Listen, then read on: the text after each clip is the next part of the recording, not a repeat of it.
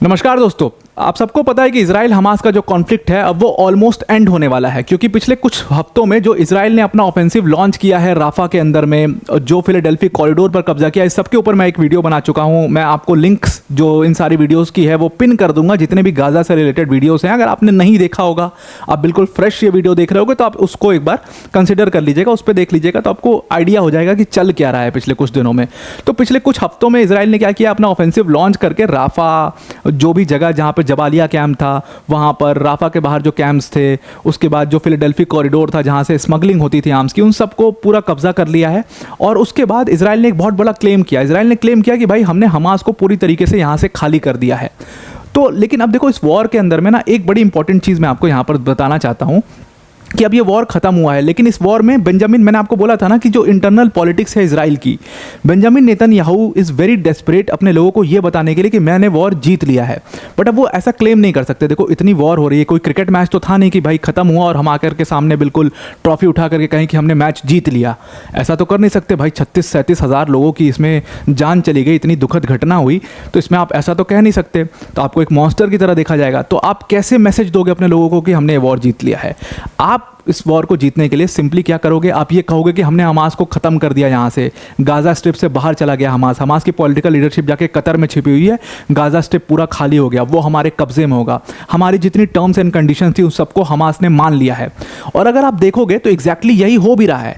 Hamas पिछले कुछ दिनों से लगातार कोशिश कर रहा है कि किसी तरीके से सीज फायर अग्रीमेंट पर साइन हो जाए। अब ये क्यों हमास कोशिश ये कर रहा है? हमास ये कोशिश इसलिए कर रहा है बिकॉज उसको पता है कि अगर ये वॉर और ज़्यादा कंटिन्यू हुआ आगे तक, तो हमास की जो एग्जिस्टेंस है वो पूरी तरीके से खत्म हो जाएगी, वाइप ऑफ कर देगा इजराइल। जिस तरीके से इजराइल ने पूरी इंटरनेशनल कम्युनिटी ने इतना प्रेशर डाला इजराइल पर, यूएस इटसेल्फ इतना प्रेशर डाला इजराइल पर, लेकिन फिर भी इजराइल ने लगातार ऑफेंसिव लेते हुए पूरे राफा को तहस नहस कर दिया, पूरे खान यूनुस के शहर को तहस नहस कर दिया। और मतलब आप समझ लो, बहुत बुरे हाल हैं वहाँ पर गाज़ा स्ट्रिप के अंदर में। हॉस्पिटल्स को तहस नहस कर दिया, स्कूल्स को ख़त्म कर दिया, मतलब वहाँ पर फैमीन आ चुका है ऑलरेडी। तो वहाँ की जो जनता थी, पैलेस्टीनियन सिविलियंस थे, उनका तो कोई लेना देना नहीं है भाई। उन्होंने इजराइल की सरकार को वोट थोड़ी दिया था। उन पैलेस्टीनियन सिविलियंस ने, जिनकी कोई गलती नहीं थी इस पूरे कॉन्फ्लिक्ट में, उन्होंने हमास को अपना लीडर चूज़ किया था। उस हमास ने उनको फेल कर दिया पूरी तरीके से, और इसीलिए वो भागे भी हैं कतर में। अगर वहाँ पर सिविलियंस का उनको सपोर्ट होता तो उनको भागने की आवश्यकता नहीं पड़ती ना, वो वहीं पर रहते, वो क्लेम करते अपने लैंड को, वो डिप्लोमेटिकली क्लेम करते अपने लैंड को। लेकिन ऐसा वो कुछ भी नहीं कर रहे हैं। वो बस चाह रहे हैं अभी डेस्परेटली कि किसी तरीके से सीज फायर अग्रीमेंट पर अभी के लिए साइन हो जाए, उसके बाद तो हम कंट्रोल बाद में ले लेंगे। लेकिन उसका भी इंतजाम यहाँ पर इजराइल यूएस ने मिलकर के कर दिया है, और वही मैं इस आर्टिकल में आपको बताने वाला हूँ।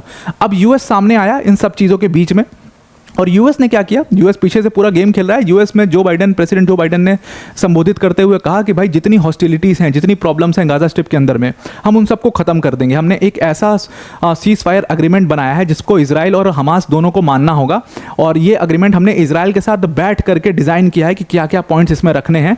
और ये पूरा 4 पेज का अग्रीमेंट है, काफ़ी डिटेल्ड अग्रीमेंट है, और इसको हमास को हमने दे दिया है, हमास को पिच किया है, एंड लेट्स सी हमास इस पर अग्री होता है कि नहीं होता है, ऐसा यूएस का कहना है। मतलब एक सीज फायर अग्रीमेंट बन चुका है जो हमास के पास जा चुका है। अब हमास की अगर आप इसमें पोजीशन देखोगे तो उनको तो डेस्परेटली जरूरत है इस सीज फायर अग्रीमेंट पे साइन करने की, क्योंकि उनको पता है अगर उन्होंने साइन नहीं किया तो वो खत्म हो जाएंगे पूरी तरीके से। तो पॉइंट्स कुछ भी हों, वो उनको एक्सेप्ट करना ही पड़ेगा, because they have lost this war, almost lost this war. उनका कोई भी मिलिटेंट अब वहाँ पर बचा नहीं, जो बचे थे वो मारे गए, और जो जिंदा थे उनको इजराइल ने हॉस्टेज बना लिया है अपना।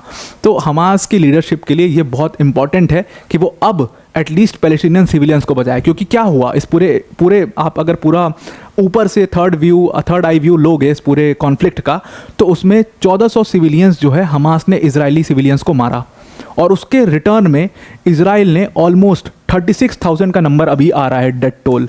लेकिन ये 36,000 का डेथ टोल रिकॉर्डेड टोल है, ये इससे कई गुना ज़्यादा ये डेथ टोल होगा। आप मान सकते हो कि इसका दुगना भी हो सकता है, इसका 3 गुना भी हो सकता है, बिकॉज आपको पता है कि नंबर जो है इसको कम करके दिखाया जाता है। तो 36,000 वो पैलेस्टीनियन सिविलियंस जिनकी कोई गलती नहीं थी इस पूरे कॉन्फ्लिक्ट के अंदर में, उनकी डेथ हो गई है। और उनकी जवाबदारी अब इनकी डेथ की जवाबदारी किसकी थी? इसमें इनकी डेथ की जवाबदारी जो थी वो हमास की थी। इसका मतलब हमास ने इन पूरे सिविलियंस को, जिन्होंने इनको वोट किया था, जिन्होंने इनको अपना लीडर माना था, उसको फेल कर दिया है। और ये बात हमास अब एक्सेप्ट कर चुका है कि मैंने अपने लोगों को फेल किया, इतने लोग उसमें मारे गए जिनका कोई लेना देना नहीं था। तो उन लोग को अब हालांकि बहुत लेट हो चुका है अब समझने का, लेकिन अब उसको समझ में आया और इसीलिए वो अग्री कर रहा है किसी भी तरीके के सीज फायर एग्रीमेंट पर साइन करने के लिए। अब ये जो सीज फायर एग्रीमेंट है ना, इसको बड़े प्लानिंग करके डिज़ाइन किया गया है।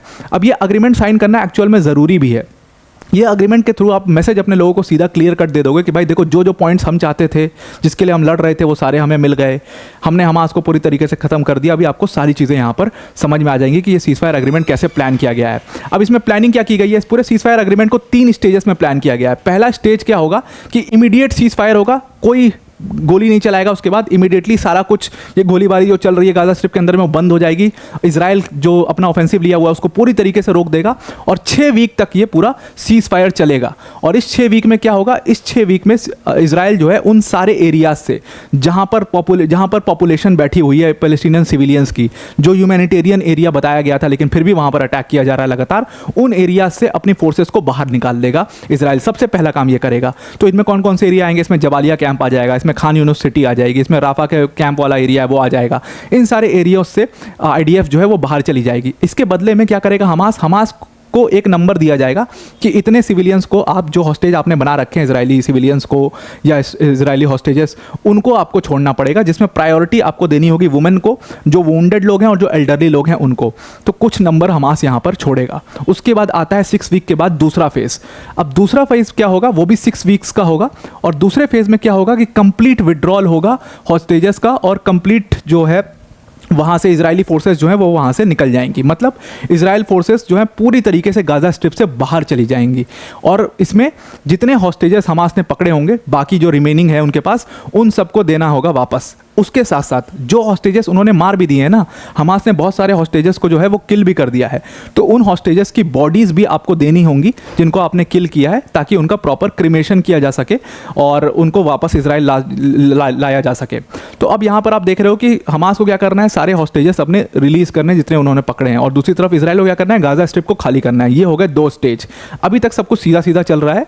थर्ड स्टेज में असल में यूएस और इजराइल ने मिलकर के गेम खेल दिया है। थर्ड स्टेज में उन्होंने क्या कहा है कि भाई हम गाजा स्ट्रिप और वेस्ट बैंक के अंदर में एक रिकंस्ट्रक्शन और स्टेबलाइजेशन प्रोग्राम चलाएंगे।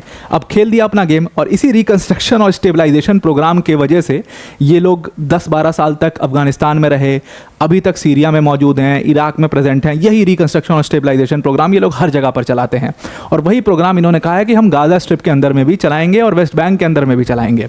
अब इसके थ्रू हम क्या करेंगे, हम वहाँ पर स्कूल्स बनाएंगे, हम वहाँ पर घरों को बनाएंगे जो घर टूटे हैं, हम वहाँ पर हॉस्पिटल्स बनाएंगे जो हॉस्पिटल्स पर अटैक किया इजराइल ने। अब इसके थ्रू आप समझ रहे हो यहाँ पर क्या होगा इस रिकंस्ट्रक्शन और स्टेबलाइजेशन प्रोग्राम के थ्रू। इसके थ्रू ये होगा कि यूएसए, उसके साथ साथ यूएन और उसके साथ साथ इजराइल, ये तीनों जो हैं मिल करके जब रिकंस्ट्रक्शन प्रोग्राम चलाएंगे, तो मतलब इन तीनों की फोर्सेस जो हैं सिक्योरिटी के लिए वहाँ पर मौजूद होंगी। और इस पूरे रिकंस्ट्रक्शन प्रोग्राम में टाइम कितना लगेगा, टाइम लगेगा 3 से 5 साल। और ये उन्होंने अपने एग्रीमेंट में लिखा भी है कि हमें इस पूरे रिकंस्ट्रक्शन प्रोग्राम में 3 से 5 साल का वक्त लगेगा। तो मतलब 3 से 5 साल तक आज से ये तीनों फोर्सेस वहाँ पर मौजूद होंगी, रिकंस्ट्रक्शन प्रोग्राम चला रही होंगी। इसका मतलब साफ साफ क्या है, इसका मतलब साफ साफ ये होता है कि हमास की लीडरशिप और हमास जो है वो अब पूरी तरीके से गाजा स्ट्रिप से बाहर हो जाएगा और कभी घुस ही नहीं पाएगा गाजा स्ट्रिप के अंदर में, जब तक ये लोग रिकंस्ट्रक्शन प्रोग्राम चलाएंगे। और ये बात भी इन्होंने लिखी हुई है अपने सीज फायर एग्रीमेंट के अंदर में कि हम हमास को दोबारा से, हमास तक आर्म्स और एम्यूनिशंस को नहीं पहुंचने देंगे। अब आर्म्स एंड एम्यूनिशंस का मतलब साफ साफ ये हो गया कि ये हमास को ही नहीं खड़ा होने देंगे वहाँ पर। ये क्या करेंगे, सिंपली ये एक दूसरी पार्टी को खड़ा करेंगे वहाँ पर, उस पार्टी को चुनाव लड़वाएंगे, चुनाव जितवाएंगे और वहाँ पर ज़बरदस्ती उस पार्टी को एक्सेप्टेंस दिलवाएंगे वहाँ के लोगों से।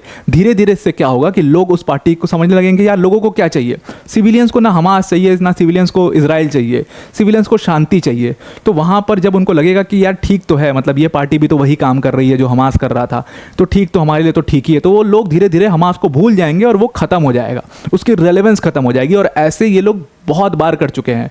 जो मुजाहिदीन ओरिजिनली अफगानिस्तान के अंदर में लड़ाई लड़ रहे थे, जिनकी एक्चुअल डिमांड थी, उनको धीरे धीरे ऐसे ही खत्म करके तालिबान खड़ा कर दिया था यूएस ने धीरे धीरे।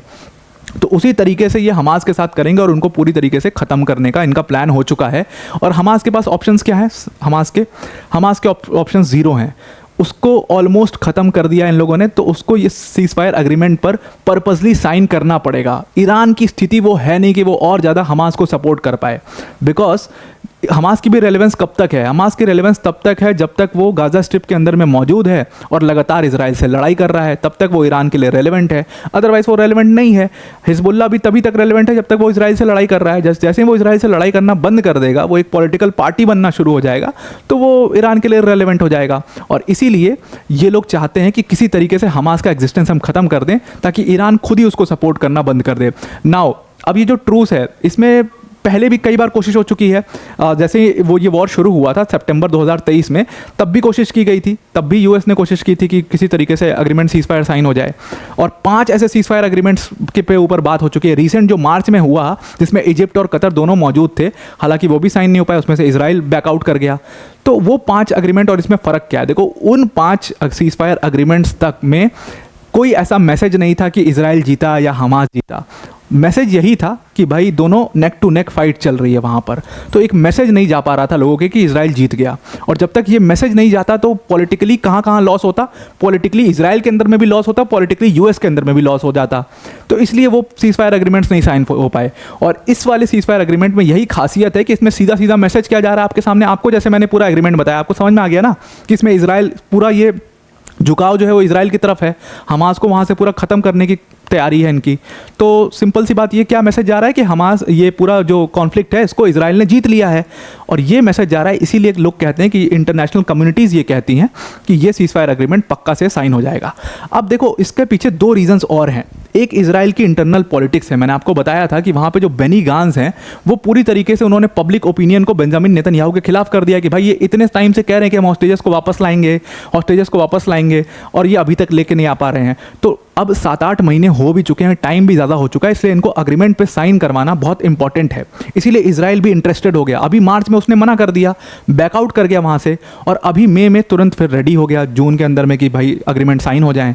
तो ये क्यों कर रहा है इजराइल? बिकॉज उसको भी पता है कि पब्लिक ओपिनियन और बेनी गांज की पॉपुलैरिटी लगातार बढ़ रही है, पब्लिक ओपिनियन वहाँ पर उनके खिलाफ जा रहा है। तो जैसे ही अग्रीमेंट साइन होगा, लोगों में मैसेज चला जाएगा कि we have won the war, और फिर उसको मैं अपने इलेक्शन कैंपेनिंग में यूज़ भी कर पाऊंगा। दूसरी चीज़ ये है कि इजराइल को काफ़ी डर है एक चीज़ का। लोगों को लगता है इजराइल डरता नहीं है, बट इजराइल डिप्लोमेटिक आइसोलेशन से तो डरता है। ये इंटरनेशनल कम्युनिटीज़ कहीं इजराइल को पूरी तरीके से मतलब आइसोलेट ना कर दें, उसके बाद इजराइल को काफ़ी दिक्कत होने वाली है। बिकॉज आपने अभी रिसेंटली देखा, नॉर्वे, स्पेन जैसी कंट्रीज़ जो कि न्यूट्रल थी, एक तरीके से वेस्टर्न ब्लॉक में थी, इजराइल को सपोर्ट करती थी, उन्होंने पैलेस्टीन को रिकॉग्नाइज कर लिया। तो उसको ये लग रहा है इजराइल को कहीं ये इशू बहुत ज़्यादा इंटरनेशनलाइज ना हो जाए और पैलेस्टीन को सच में रिकॉग्निशन ना मिल जाए। तो उसके वजह से अभी इस कॉन्फ्लिक्ट को तो जल्दी से एंड करना पड़ेगा। बिकॉज अभी यहाँ पर लड़ाई जो है वो हमास के साथ में है, वो आइडियोलॉजिकल लड़ाई नहीं है, वो हमास है। हमास को ख़त्म करो सबसे पहले, बाद में देखेंगे क्या करना है। तो ये डिप्लोमेटिक आइसोलेशन के डर से भी इजराइल चाहता है, बहुत डेस्परेटली चाहता है कि ये सीज फायर एग्रीमेंट साइन हो जाए। अब दोनों पार्टी यहाँ पर अंदर ही अंदर डेस्परेटली चाहती हैं कि सीज फायर एग्रीमेंट साइन हो, हमास अपने एग्जिस्टेंस को बचाने के लिए, इजराइल लोगों में मैसेज देने के लिए। तो आप मान सकते हो कि ये अग्रीमेंट साइन हो जाएगा। तो आई होप आपको ये पूरा आर्टिकल, इसके अंदर की इंटरनल चीज़ें समझ में आ गई होंगी। अब वीडियो को एंड करने से पहले अनअकैडमी टीम की तरफ से एक बहुत इंपॉर्टेंट अनाउंसमेंट है। अगर आप यूपीएससी सीएससी 2024 का प्रीलिम्स दे रहे हैं, जो अभी रिसेंटली आने वाला है जून में, तो उसके लिए हमने एक प्रीलिम्स मॉक टेस्ट आपके लिए प्लान किया है। और ये मॉक टेस्ट जो है 2 जून को होने वाला है। इसमें एकदम यूपीएससी के हिसाब से, उसके पैटर्न के हिसाब से क्वेश्चंस जो हैं वो हमारे टॉप फैकल्टीज़ ने खुद क्यूरेट किए हुए हैं। एकदम आपको यूपीएससी जैसे सिचुएशन दी जाएगी, यूपीएससी जैसे क्वेश्चंस दिए जाएंगे, डिफिकल्टी, ईजी, जो मॉडरेट लेवल है उसको उसी तरीके से सेट किया जाएगा जैसे यूपीएससी में आता है। इसमें 2 पेपर होंगे, 2 जून को ये एग्जाम है। पहला पेपर जीएस का होगा 9:30 बजे सुबह, और दूसरा सीसैट का 2:30 बजे। और ये सारे 2-2 घंटे के पेपर होंगे, एकदम यूपीएससी के हिसाब से, यूपीएससी के पैटर्न के हिसाब से इस एग्जाम को डिज़ाइन किया गया है, इस मॉक टेस्ट को। तो डिस्क्रिप्शन में इसका लिंक दिया हुआ, उस लिंक पर जाकर के क्लिक करके इसमें फ्री ऑफ कॉस्ट रजिस्ट्रेशन है, फ्री ऑफ कॉस्ट आप इस पेपर को दे सकते हो। ज़रूर से यहाँ पर आप अटेम्प्ट करिए, ये ज़रूर से आपको हेल्प करने वाला है आपके प्रीलिम्स के अंदर में। तो जो इनको है इसको ज़रूर से आप अटेम्प्ट करिएगा। तो आई होप आपको ये पूरा आर्टिकल समझ में आ गया होगा। आज के लिए इतना ही। Thank you and have a nice day.